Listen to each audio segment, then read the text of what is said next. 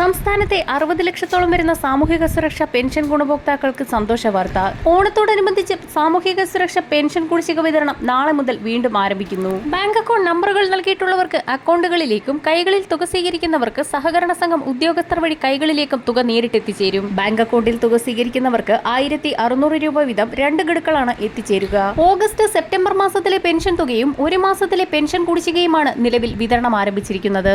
Pension തുക ഇനത്തിൽ 4800ഓളം രൂപയാണ് ഒരു ഗുണഭോക്താവിന് അക്കൗണ്ടുകളിലേക്കും കൈകളിലേക്കും എത്തിച്ചേരുന്നത്. 2 ഗഡു ക്ഷേമ പെൻഷൻ നൽകുന്നതിലേക്കായി 1700 കോടി രൂപയാണ് ധനവകുപ്പ് അനുവദിച്ചിരിക്കുന്നത്.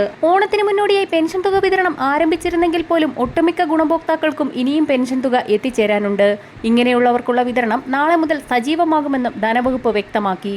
ക്ഷേമനിധി പെൻഷൻ തുക കൈപ്പറ്റുന്ന ഗുണഭോക്താക്കൾക്ക് 1600 രൂപ വീതമാണ് എത്തിച്ചേർന്നിരിക്കുന്നത്. ഇങ്ങനെയുള്ളവർക്ക് 1600 രൂപ കൂടി നാളെ മുതൽ എത്തിച്ചേർന്നു തുടങ്ങും. അതേസമയം വിവിധയിനം സാമൂഹിക സുരക്ഷാ പെൻഷനുകളിൽ കേന്ദ്രവിഹിതം കൂടി ചേർത്ത് പെൻഷൻ തുക കൈപ്പറ്റുന്ന 5 ലക്ഷത്തോളം വരുന്ന പെൻഷൻ ഗുണഭോക്താക്കൾക്ക് 2 മാസത്തിലെ പെൻഷൻ തുക വിതരണം ചെയ്തപ്പോൾ 400 മുതൽ 1000 രൂപയുടെ വരെ കുറവുണ്ടായിട്ടുണ്ട്. ഇവർക്കുള്ള കേന്ദ്രവിഹിതവും വൈകാതെ തന്നെ വിതരണം ആരംഭിക്കും. ഇതോടൊപ്പം തന്നെ എല്ലാ മാസവും പെൻഷൻ തുക കൃത്യമായി ലഭിക്കുന്നതിലേക്കായി സംസ്ഥാന സർക്കാർ ഏർപ്പെടുത്തിയിരിക്കുന്ന ബയോമെട്രിക് മസ്റ്ററിംഗ് അവസാന ഘട്ടത്തിലാണ്.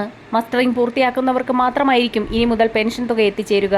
വരും ദിവസങ്ങളിലെ പെൻഷൻ അറിയിപ്പുകൾക്കും സർക്കാർ അറിയിപ്പുകൾക്കുമായി ചാനൽ സബ്സ്ക്രൈബ് ചെയ്യാൻ മറക്കാതിരിക്കുക.